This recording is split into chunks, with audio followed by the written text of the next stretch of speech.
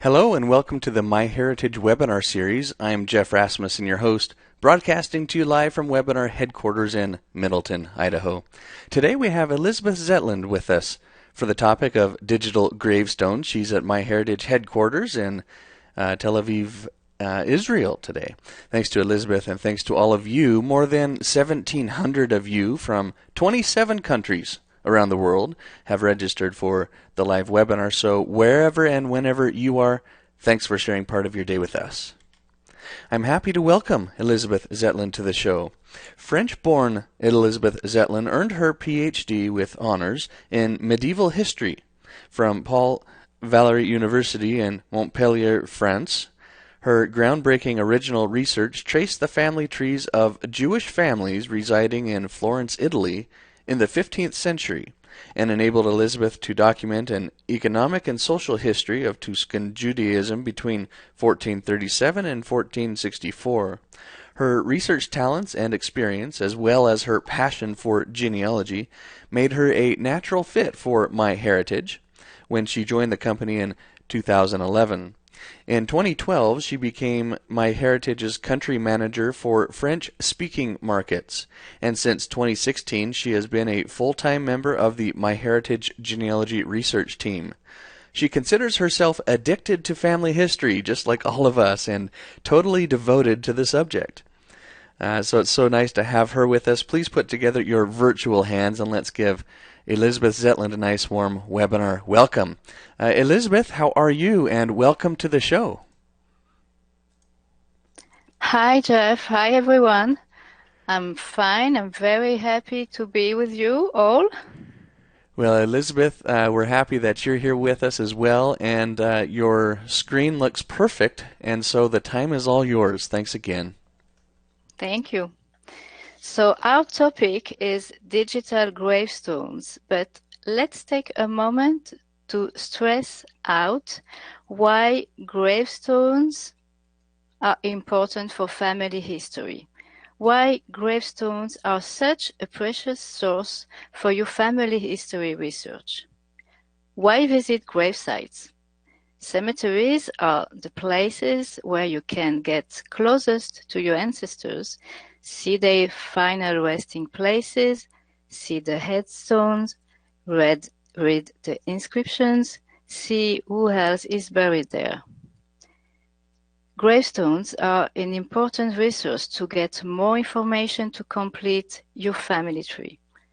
Gravestones contain vital information about the deceased, such as dates of birth and death, and sometimes names of parents and place of origin. Some even have photos or epitaphs.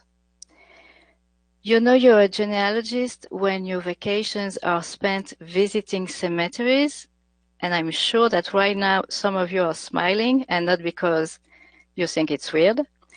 When you stop with your family at cemeteries where ancestors are buried, or even just because you're curious and love visiting cemeteries.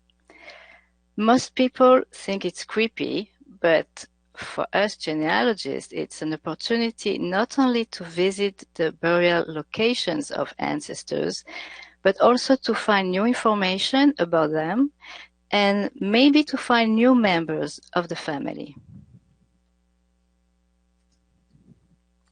What can we learn from a gravestone? The first names, sometimes the middle names, the last names, the dates of birth and death, complete or not, and very rarely the places of birth and death, and sometimes information about who are the closest surviving relatives. In the case of a Jewish gravestone, we'll get also the precious information of the Hebrew name of the deceased father and the Hebrew name of the deceased himself. Besides name and dates, some include descriptions of the deceased character and personality, providing a glimpse into the person's life. And sometimes you find a photo of the deceased on the headstone. So let's see a few gravestones to see what information they provide. Here, we can learn that this woman buried in a cemetery of Toledo, Ohio, died leaving her husband and at least one child. So if you don't know about them from this gravestone, you will begin to search for them. Well, if you are in the cemetery, you will look around because the husband's grave is supposed to be close to hers. Anyway, the first step from a gravestone is to try to find the death certificate and an obituary. In this case, with a name, a year of death, and a place, Toledo, Ohio, assuming she died where she was buried, which is the case most of the time, I search and find the death certificate. And I learned, besides the name of her parents and the name of her husband, the cause of her death. She had a tumor and died after surgery. Here, we can learn that Jacob had more than one child because it's written in Hebrew and also in English, her father.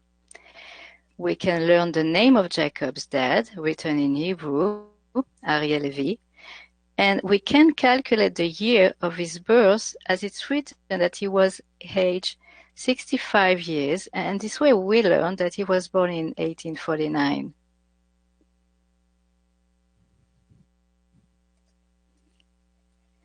When you visit a cemetery searching for an ancestor's gravestone, make sure you always check the gravestones around, as you might discover other relatives. Here, we can learn that 21 years before he died, Jacob, because his name is written in Hebrew as the father of the deceased, so that Jacob lost his son, Hyman, in 1893, age only 19. And when you see that, you immediately wonder what happened. How did he die so young? And from this gravestone in a cemetery in Chicago, the next step will be to find the death certificate in the Illinois Death Index to know the cause of death.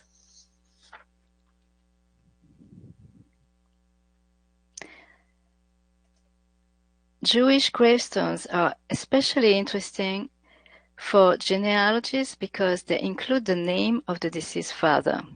You'll learn also the Hebrew name of the deceased. Here we can learn that Harry Rovner had at least one child, that his Hebrew name was Naphtali Tzvi, and that his father was named Eliezer Lipa and was a Levi, meaning he descended from Levi, the third son of Jacob and Leah, therefore a member of the Israelite tribe of Levi. Two names on the same stone give the indication that they were husband and wife, like in this case with Jacob and Rebecca Kubelski, or with my French 3 times great-parents, Catherine Labourgade and Jean Truyet.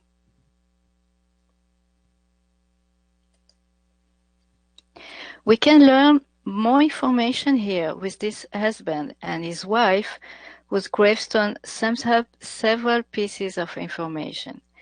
Their status of parents, beloved father, beloved mother, their Hebrew names, Zachariah and Harel, it's written in Hebrew, their father's name, Tzvi and Yitzhak, also in Hebrew, their secular names, Isaac and Rose, the maiden name of the wife, Korn, the complete date of death, but you have to calculate their years of birth. Isaac died in 1931 at 73 years old, and Rose in 1960 at 95 years old.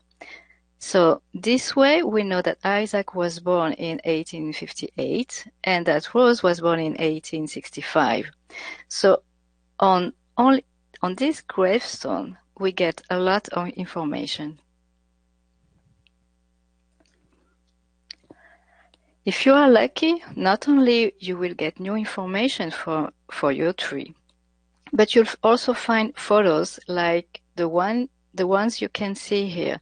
This is a gravestone in Italy, where it's quite common to have photos on the headstone.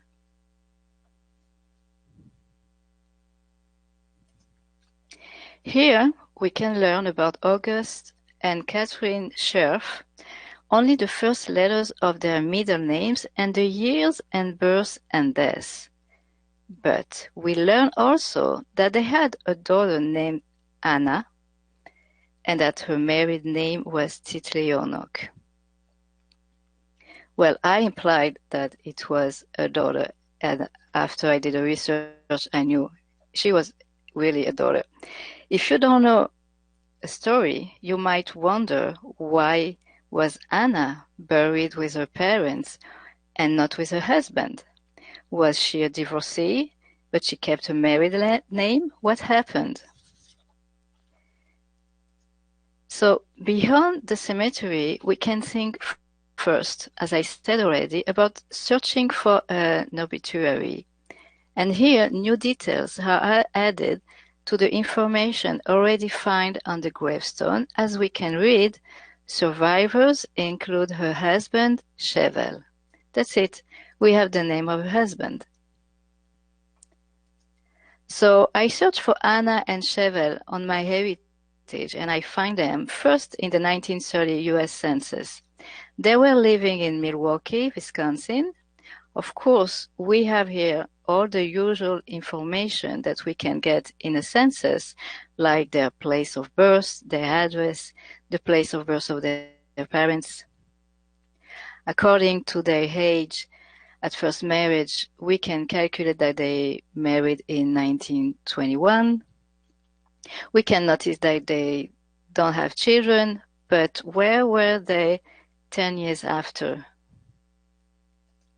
Here is Chevel in the 1940 US Census, and Anna is not with him. He is a patient in a hospital of mental diseases in Milwaukee, and you can see that sadly he was already there in 1935.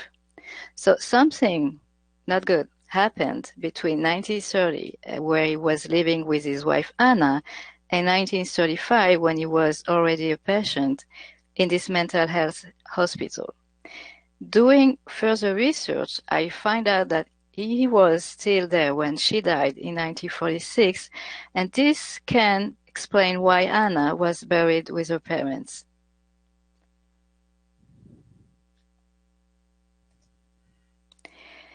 Here, you get a detailed description of Hortense Davidson Starr, a woman of valor, devoted wife, precious mother, and it's also written in Hebrew.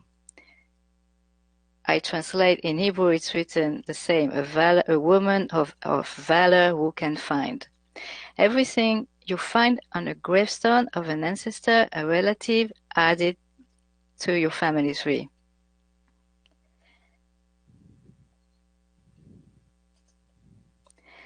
A last example with this war gravestone of my husband's great uncle, who died in World War II and was buried at the Epinal American Cemetery and Memorial in France.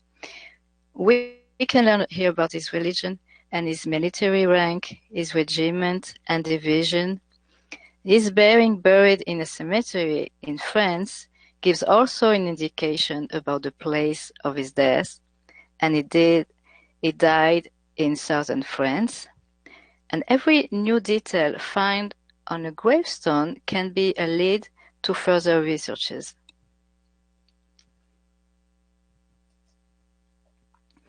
I want to take the time to tell you about this fascinating double gravestone that I like very much. Let's go to the Netherlands in the city of Roermond. There is a cemetery where various sections are delimited by stone walls. The graves are grouped according to the religion. One of the graves defies this separation. It's located both in the Catholic section and in the Protestant section, united by a hand as a sign of love and unity behind the wall. The burial is known as the tomb with both hands. This double grave perpetuates the union of two persons separated after death by their respective faiths. So who is buried there and what's their story? Jacob Werner Constantin van Gorkum was born in 1809 in Amsterdam in a Protestant family, but in 1842, as he was a cavalry colonel, he married Josephina Carolina Petronella Hubertine van Afferden, and it's a lovely name. The interesting fact wasn't that she was 11 years younger than him, but that she was Catholic. Such a marriage between two people of different faiths might seem fragile, but it happened to be a happy marriage, and they had 7 children. So when Jacob died after 38 years of marriage, his grave was built against the stone wall of the Catholic section, and it is very likely that the couple had already planned to unite their graves despite the impossibility of being buried together.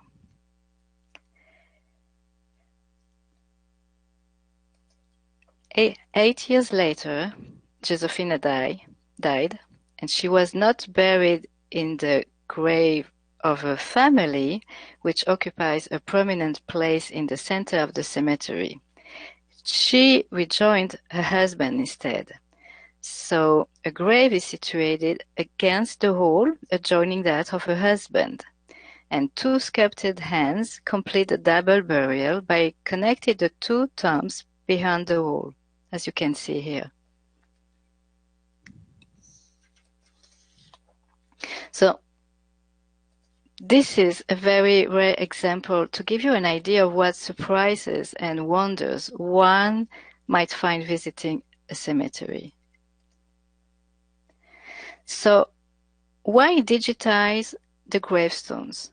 Well, half of this gravestone provides a clue for one good reason to do it, and to do it as soon as possible. Time is doing its job on the gravestones as well, and many are becoming unreadable over the years. Age and exposure to the elements mean that what's written on the stone eventually fades, making it harder and sometimes impossible to read them. And when you can't read and know who is buried there, then this grave is lost forever. Our generation has the necessary tools to preserve these headstones and store their valuable information online for the future, so it's our responsibility as family historians and genealogists to do so.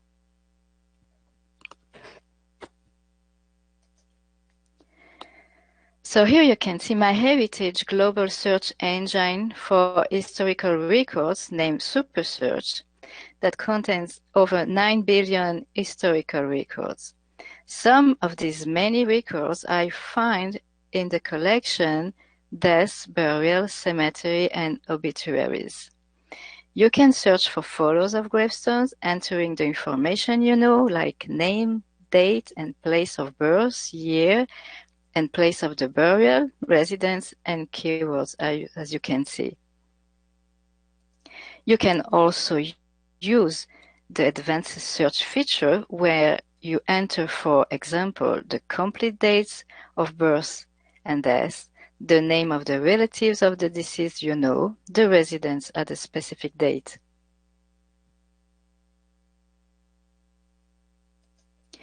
You can find photos of gravestones in this Dutch collection, Online Begraafplaatsen. This collection comes from a Dutch website of cemeteries, updated regularly by volunteers. On this page, you can see the result of a search for Jana Dankeur. We learn the complete dates of birth and death, the burial place, the person she's buried with, and a link allows you to view the full record directly on the Dutch website. From SuperSearch, you'll get to the result page on the primary website where you learn more information. In this case, the complete dates of birth and death of Yana's husband.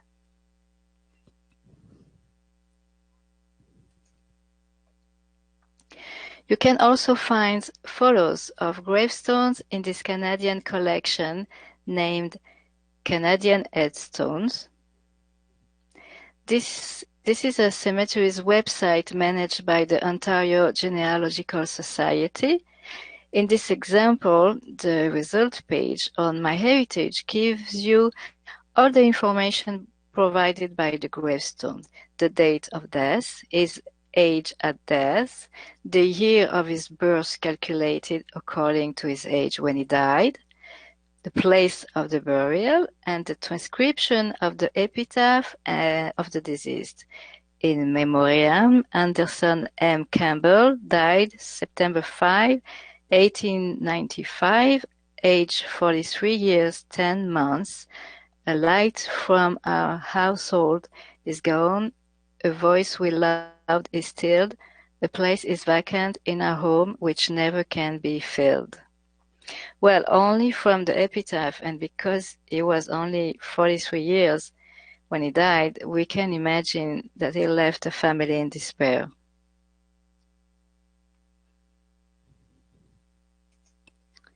Let's focus on the main gravestones collection on MyHeritage BillionGraves that contains over 25 million records. BillionGraves is a partner of MyHeritage. It's the service dedicated to the preservation of these valuable records found in cemeteries all around the world.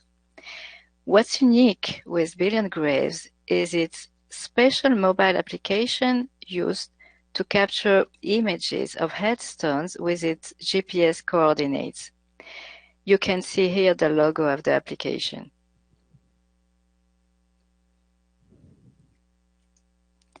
In 2014, MyHeritage teamed up with BillionGraves to launch a global crowdsourcing initiative to digitally preserve the cemeteries all around the world. Billions of gravestones in thousands of cemeteries worldwide have never been documented, nor have their information available online. As we said before, gravestones are a great resource for family history investigation and a useful tool to learn more about your ancestors. But natural wear and tear means that these important family history sources need to be preserved before it's too late. That's why MyHeritage and BillionGraves partnered to launch this global initiative to digitize cemeteries to preserve these gravestones by making them accessible for free online to everybody. It's a race against time, and I repeat, many of the gravestones are difficult to read. That's why it's very important to take photographs and preserving them forever as soon as possible. Everyone can do it. Just go to www.billiongraves.com/myheritage, sign up for free, and download for free the mobile app on your iPhone or your Android to participate in our initiative. The BillionGraves app is a unique application because it provides a very important feature: the capability of having not only the photo of the grave, but also the information of the exact location. Every headstone on BillionGraves has the exact GPS location attached. In other cemeteries' websites, you may have an image, not always, but certainly not the GPS location, which is a very precious indication. Searching for a grave while visiting a cemetery is like a mission impossible without the location if you are searching for a gravestone.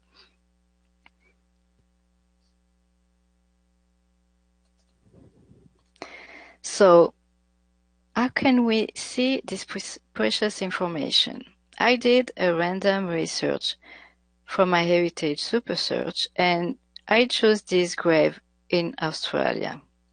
Here you have the usual basic information: her name, Julia Lunardelli, her birth date, the 2nd of June 1938, and the death date, the 10th of February 2010. And of course, the name of the cemetery, Geelong Western Cemetery. Clicking the link to view the full record on BillionGraves, we can see a small detail we can't miss. The second part of the grave is empty. The frame of the photo is already there for her husband's photo. So we know that Reno, we know his name from the gravestone, was still alive in February 2010 when she died, and also in 2014 when the photo was taken, because the date of the capture is also provided on BillionGraves.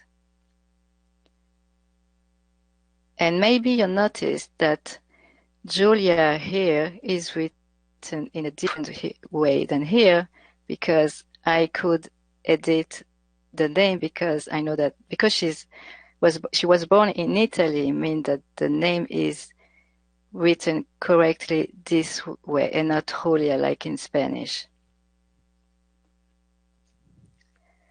On the same result page on BillionGraves, we also get the GPS information that will guide you right to the gravesite if you visit this cemetery in Hell Hill, a residential suburb of Geelong in the state of Victoria. At MyHeritage, we kickstarted this global initiative with our partner BillionGraves a month after the announcement in 2014 by practicing ourselves and mapping an entire cemetery near our headquarters. And we chose the Segula cemetery of Petah Tikva. This cemetery is one of the oldest cemeteries in Israel. It was established in 1888, only 10 years after the founding of the city Petah Tikva. Many founders of the State of Israel are buried there, making it very special to the history of the country. And due to the size and age of the cemetery, a large portion of the Israeli population has an ancestor in Segula. Almost all the employees could participate, and it was then the largest event of its kind ever held in Israel. A few members of the team worked on coordinating the organization and photographing the event, while the rest concentrated exclusively on systematically photographing gravestones. We started with a group practice session to make sure that everyone was proficient in using the app. We then split into groups of 2. Each pair was allotted a specific area of the cemetery that was labeled for them on maps that were distributed. Here is the satellite map of the cemetery divided into zones, which we used for allocating the work. I don't remember which one, but I can tell you that I did one of these myself with my partner for that task. We had to move branches, temporarily remove stones, clean dirty surfaces, ensure proper lighting to get the best possible shot. Sometimes we couldn't capture a whole gravestone in one image, so we used the important image leaking feature. It is useful if there is text on a standing stone and on the bottom stone as well, or where a husband and a wife have graves together. So the image linking feature makes it easy to take multiple photos and link them together within the same record. We'll see that soon. So after 3 hours, we managed to take 51,000 gravestones photo, and we covered more than 72% of the whole cemetery and we mark the remaining parts that we photographed after in the second round. In this case as well, the GPS feature is very useful as the GPS locations of gravestone make it easy to see which areas of any cemetery remain undocumented to maximize efficiency and avoid duplication, of course. The gravestone photographs were then transcribed on the BillionGraves website, resulting in searchable digital data and also matching with historical records on SuperSearch and with our family trees. We'll see more also about the transcription later on. So what did we do after we launched this global initiative and we practiced ourselves in the cemetery we just talked about? We recruited a group of enthusiastic volunteers to help us digitize all the cemeteries in Israel. We organized the effort and also actively participated. We assembled a group of over 250 volunteers, included users, Israel Genealogical Society and Israel Genealogical Research Association members, family historians, genealogists from all over the country who all did a tremendous job. A team of 5 MyHeritage employees worked full-time on this project. We hired 60 part-time students as well to help transcribe the photos for data processing. We finished indexing almost all the photos we took. About 95% of the gravestones we photographed are now indexed. I'll tell you more about the time we digitized Israel's largest cemetery with over 200,000 graves. Again, this time, a group of enthusiastic volunteers from leading Israeli genealogy organizations joined MyHeritage employees to photograph this huge cemetery you see now on this satellite photo.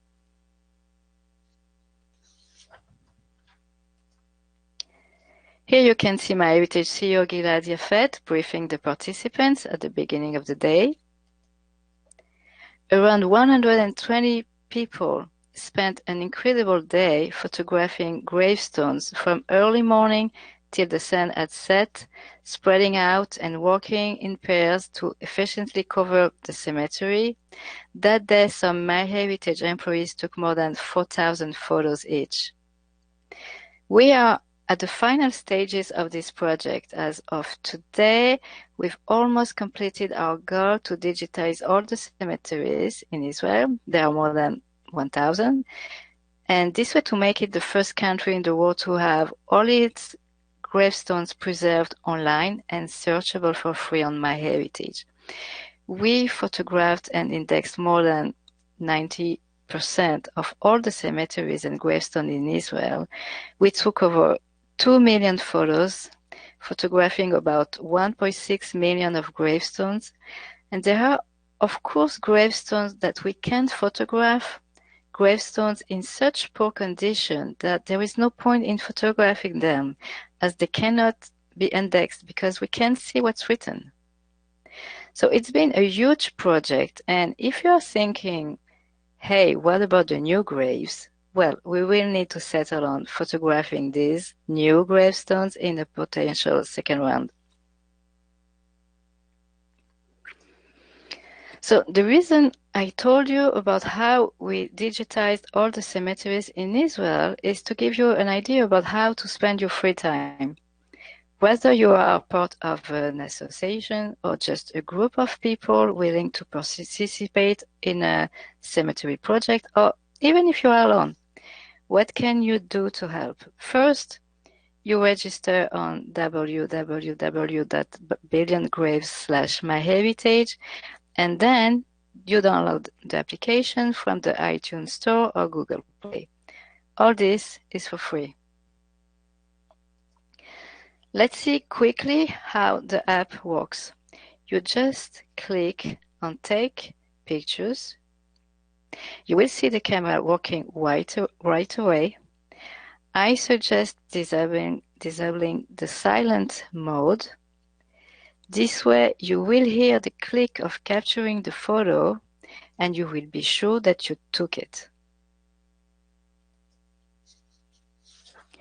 If for some reasons you want to take additional photos for the same gravestone, which is highly recommended, and not only if you want to focus on a specific part of the gravestone, you can see on the left corner a small chain icon, and you can tap on it at any time if you want to take several shots of the gravestone, and the photos will be linked together correctly. So begin by capturing the whole gravestone and then photograph the details. What's very important to know about this process is that you don't need an internet connection. So you can go to the cemetery with an internet on your phone, take all the photos you want, and then when you're back home, you'll check all the photos you took. To see your photos, simply tap on Photos on the bottom right corner, and from there you'll be able to upload the images to the BillionGraves website. You will see all the images you took. You should review them and delete the ones not in focus or not good for any other reason, or just duplicates. After you're done cleaning up your photos, tap on the bottom on the top right corner to upload all the images. It's that simple. Your photo will also be posted on MyHeritage SuperSearch, and both sites give free access to all the records uploaded. We apply MyHeritage matching technology to every record added from the app to automatically find relevant historical record and people matching in our 41 million family trees. Here is how the BillionGraves transcription page looks. Enter names, dates, and any other information on the headstone into the fields provided. Headstone can have information for several individuals, so make sure to add information for each. Like for the app, you'll be able to use BillionGraves in the 26 languages available, with support for Gregorian, Hebrew, and Julian dates. Now, remember that if you don't have a smartphone, you can still collaborate by transcribing images directly on the BillionGraves website. On BillionGraves, you'll easily see the situation about the cemeteries in your area. Let's say, for example, that you're in Norway, in Kongsberg. Let's go there, here with the app, and you can see the green icons for the cemeteries with photos and the blue icons for the cemeteries without photos. So if you're nearby, you can go there and begin mapping out the headstones. Zooming on the cemetery, you'll see the number of graves, you'll see the photo of the graves, and you have the exact location, and you'll be sure you won't photograph gravestones already captured. You don't need to be a member of a society and be involved in a cemetery project. Even taking photos of a few gravestones is helpful. By the way, a nice and useful feature of BillionGraves is the photo request. This is an example I saw preparing this webinar for you. I was curious to see if there was a photo request concerning a gravestone in my hometown in southern France, and there is one. So clicking this icon displays details of the request. So next time I'll be there, if no one will have done so, I will fulfill the request myself. So I can't resist showing you a beautiful photo of the cemetery concerned, which is my family cemetery. Nice indeed. So don't hesitate to contribute to preserve the gravestone from wherever you are in the world, and we strongly invite you to do so. Here are a few tips about how to take photos for this meaningful purpose. Try to include the entire stone. It may seem obvious, but there are so many people taking only the inscription, and it's just a pity because we want to see, of course, the whole stone. Frame your photo well. Try not to chop off the top or the bottom of the stone. Show it fully. When you take the photo, be careful there is no shadow on the stone. Make sure also that none of your fingers will be in the photo. Capture only the stone and avoid people around. Make sure the entire text can be read, and make sure the lighting is right. Use the flash if it's dark or cloudy. With a smartphone, you can easily take several photos of the same stones, and at home, you'll check which is the best one. So when taking the photo, the whole text should be visible. So you can use a soft brush or rag to clean the inscription, but do not use chalk, shaving cream, or even soapy water that can damage the stone. If it's overgrown, move away dead leaves with a soft brush, clip the dry weeds, and if there are flower pots, any container, or any other item, move them to take the photo, but replace them afterwards where you find them. Remember Julia Lunardelli? Look at the gravestone closely. Yes, indeed, we can see the end of the text. She was the adored nonna, which is grandmother in Italian, of grandchildren. We are unable to read the names. Maybe one is Andrew, maybe another is Matthew, but we can read it anyway. So be careful when you capture a gravestone.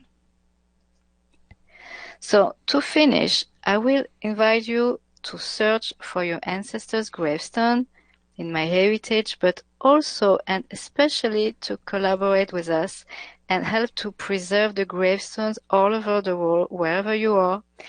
This way you will not only discover your ancestors' gravestone, but with your help, millions of people will discover the final resting place of their ancestors and relatives, and potentially more details about them. As you've just seen now, we are creating a database available for everyone for free and searchable online for free. A database of millions of indexed gravestone records ensuring their preservation, and you can contribute to it. So keep in mind the value of gravestone. When you think family research, think gravestones. Thank you. And thank you, Elisabeth. Terrific presentation. I have lots of personal experience myself with BillionGraves and with digitizing cemeteries, and this is something I completely believe in, and it was neat to know about the MyHeritage project and how you've digitized the cemeteries in Israel. I mean, what a wonderful project. We have many very good questions that have come in here, and I'm going to ask those of you in just a minute. But first I want to do a couple of door prizes and just remind our audience of the upcoming MyHeritage specific webinars. Our next one will be in 2 weeks on the 19th of June. This will be by Mike Mansfield, talking about you need a search strategy maximizing your results with online genealogical databases. Mike gave this presentation on a recent genealogy cruise, and it was very good, so don't miss this one. Then in July, we'll have special tools that can take your research to the next level. And then at the end of July, an overview of important historical record collections. Now we're going to do two separate door prizes, both for a 1-year MyHeritage Complete plan. And here on the screen, you can see what all you would gain access to. And so, of those that are here at the live show, you don't need to do anything special. You just have to be here. And if my door prize picker picks you, then just watch for an email from us soon.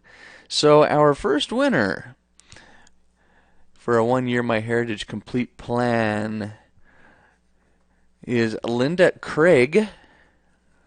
Linda, congratulations and thanks for being here today. And let me go to my next slide, which is exactly the same as the previous one. So one more of these door prizes. And we're going to go to Lynn Masters Lee.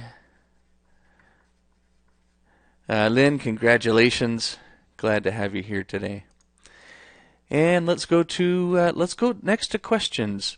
Elisabeth, I'm going to drag my monitor or my browser over to this monitor, and I can't believe now it's almost been 3 years since my son's Eagle Scout project, and where he organized a group of volunteers here in Idaho to digitize one of our local cemeteries, and I wrote about it on the Legacy News blog.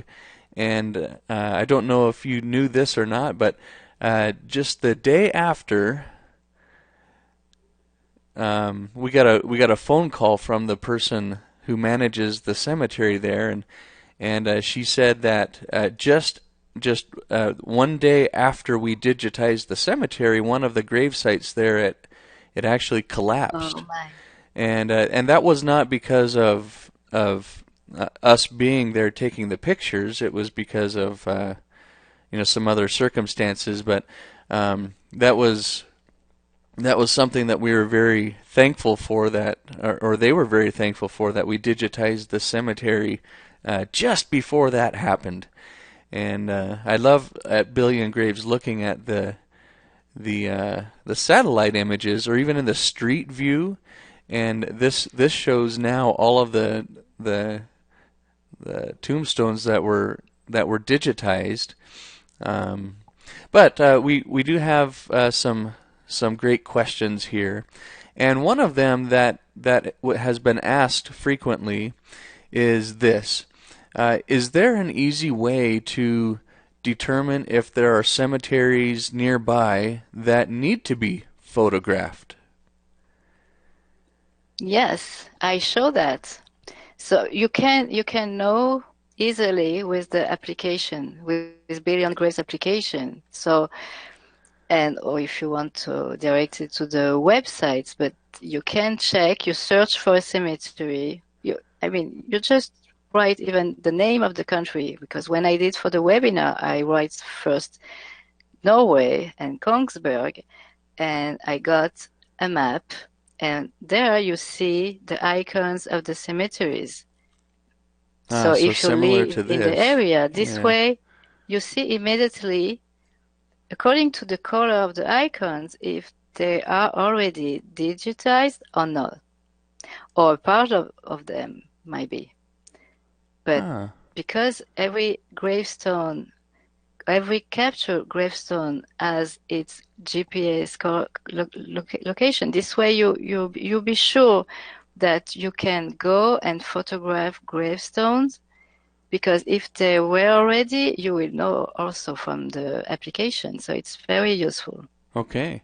And it looks just below this map, it has this map legend I'm learning right now. And so maybe look for those ones that have the blue icon, which says this is a cemetery without BillionGraves images. I like that. So I'm just curious now. I want to click on this and see what happens here. And let's see. This is in Nampa, so it's not too far away from me. And I'm guessing them here. Okay, so here comes the map. And I can probably zoom in on this. Yes. Yes, and if there are already captured gravestones, you'll see an image of the gravestones. It's very convenient.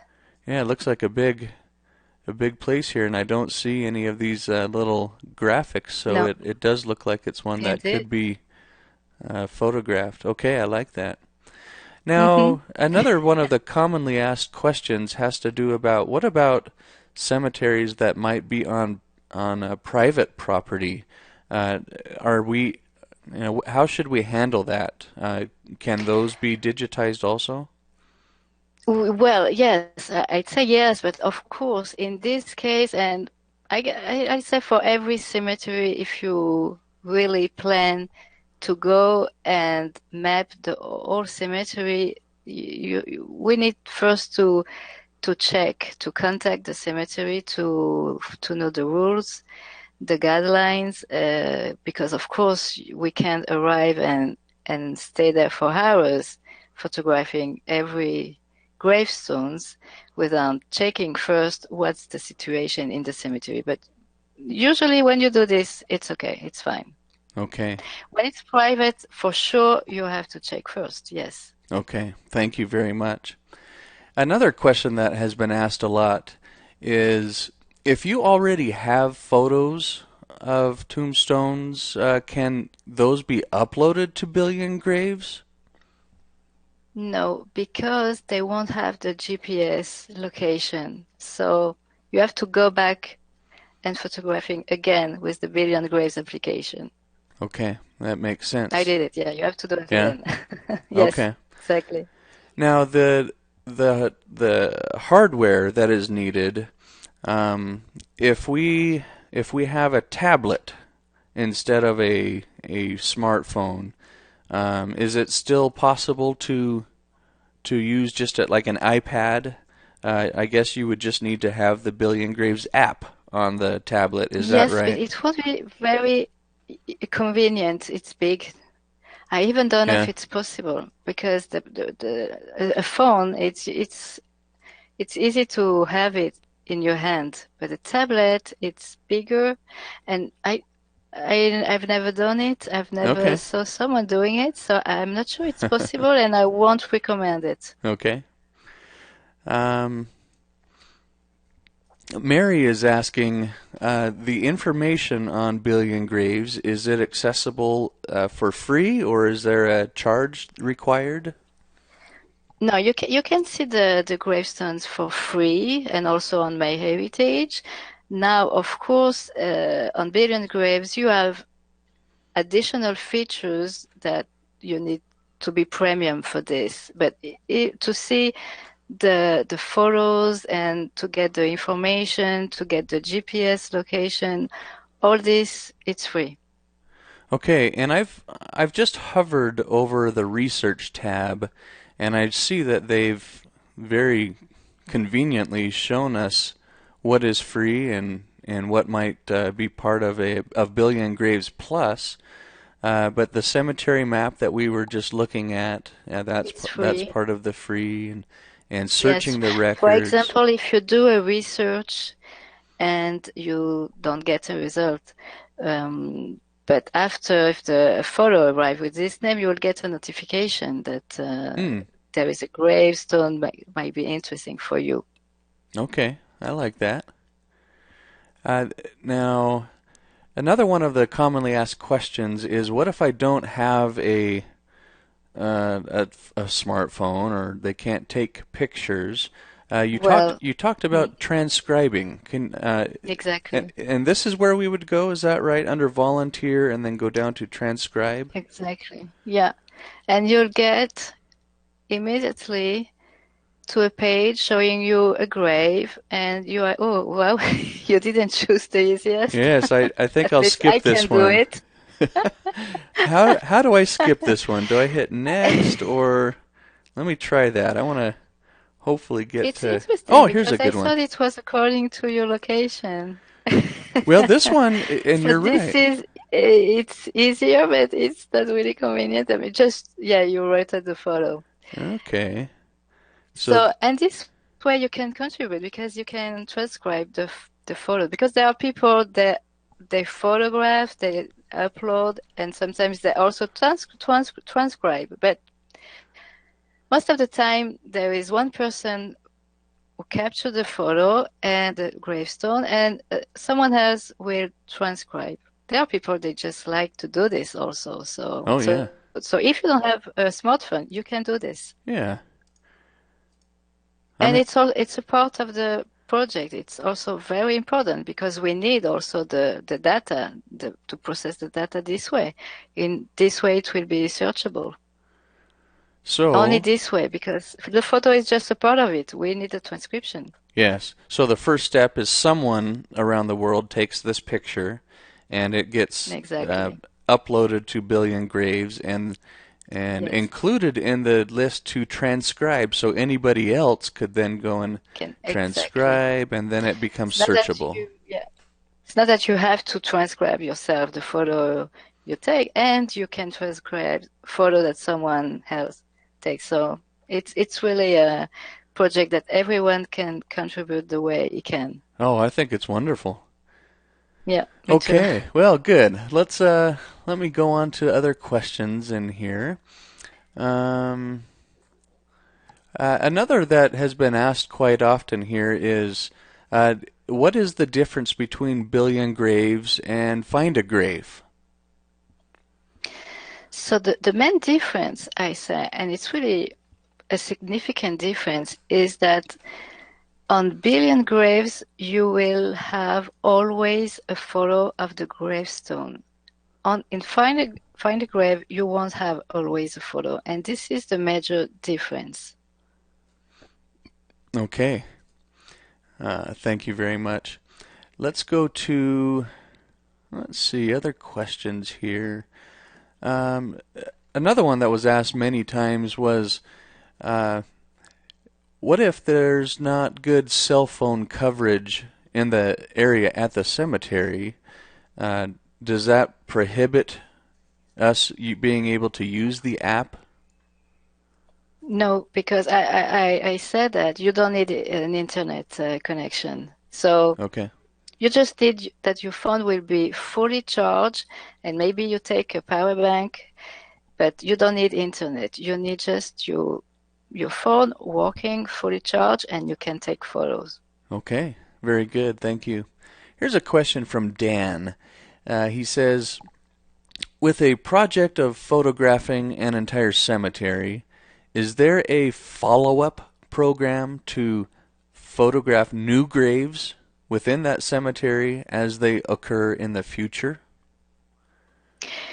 Well, I don't know if the question is for us in Israel specifically or in general, but yes, of course, when you digitize a whole cemetery, of course they will have new gravestones. So you can plan a second one in a few years' time, of course. Okay. But someone has to do it, in fact. Yeah. Okay. Marion is wondering, is there a business relationship between MyHeritage and Billion Graves?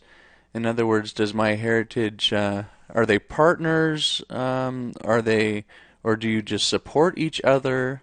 What is that We are, relationship yeah. like?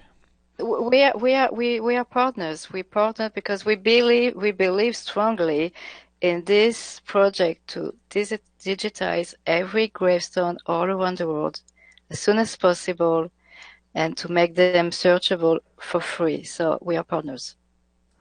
I think it's a great partnership. Very good.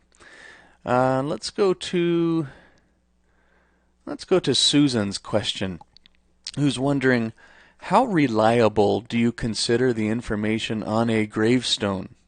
When the death record and the gravestone give different information, which one do you rely on? Hmm. Yes, I know. So personally, I think that yes, there are sometimes mistakes on gravestones, and usually because it's expensive, even if the family know, they don't correct it because it costs money.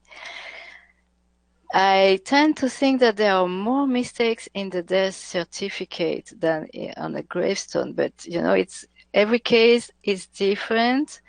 If I find a mistake on two different information in a gravestone and in a death certificate, I tend to think that it's right on the gravestone. But it's just it's my first idea, but after you have to check and do further research. But it's just by experience, I saw more mistakes on their certificates than on gravestones. Okay, thank you very much. Maureen is wondering if the data. Let's see. So if you're transcribing an image, but it's missing, it does not have one of the dates, like the birth date or the death date. Can you enter that information into Billion Graves, even though it's not on the stone? Is there a place to enter additional information? Yeah, you can. There is a place for comments. It's very flexible. You can edit also very easily. I showed you during the presentation, I chose this case of Giulia Lunardelli, and I saw first on BillionGraves that there was a mistake in the transcription in the first name, and I just edited it. It took me 1 second, and that's it. Now I know it's correct. So the system is very flexible. Yeah. Okay, well, good to hear. Carol is wondering, what if there is no gravestone, or if it is illegible? You can't read what's on the stone. How do we Yes. index those? In this case, nothing, because there is no point to photograph a gravestone that we can read. Yeah, of course, you can photograph if it's one of your ancestors, but there is no point to upload this on BillionGraves because we can't use it. We can transcribe, and the gravestone is lost because we don't know anything about it. Okay. So there is no point to photograph it if it's not one of your relatives and you want the photo for yourself. Okay. Well, thank you so much. Seems like there was one other question here. Oh, some countries. Now, this is a question from Karen. Some countries like France and perhaps others have a rental system where the plots are reused when the lease is up. She's wondering what happens to the old gravestones when they get changed to new ownership. It's a good question. I guess they are destroyed because they do this for my experience, what I know from the cemetery I showed you from my hometown, that when they do this that no one from the family is around, no one is there to keep it in a good shape or to pay for it. So, and usually it's a gravestone that is falling apart. So that's why it's important to take photos of these gravestones. Yeah. But after that, it's completely gone. The only thing that we can have is the photo. Okay. Hey, Elisabeth, before we conclude here, I was looking at the homepage for Billion Graves when I'm logged in, and I saw something very interesting. Yeah, look at this. Now I haven't taken any pictures in quite a while. I don't know, maybe a year and a half. But they have this section here that says people you have helped, and it shows over the past 12 months you have helped 923 people find their ancestors. And I thought, well, that's a really neat thing. This is very nice. Oh, it feels This is the thing that you can say. This makes your day. Oh yeah, yeah. It helps you feel like you've done something good, and Exactly. Yeah. it's a wonderful thing. And here on the home page, it shows the different cemeteries where I've participated in taking pictures.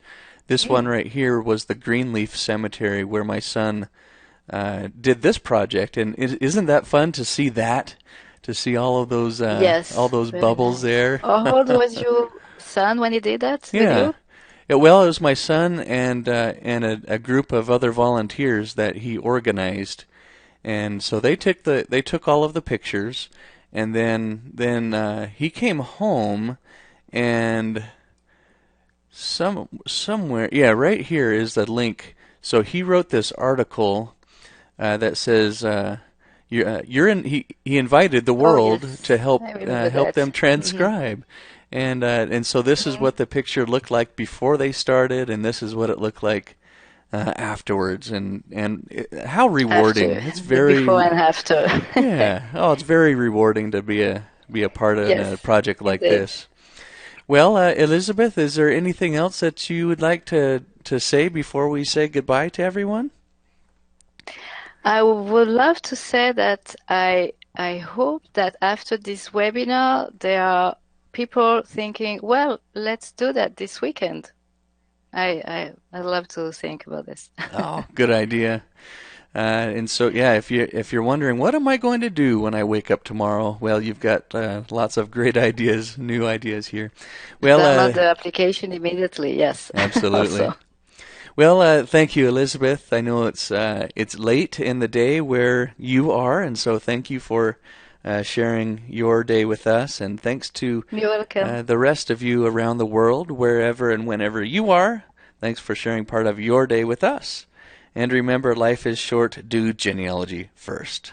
Bye, everyone. Bye, Elisabeth. Thanks again. Bye. Thank you.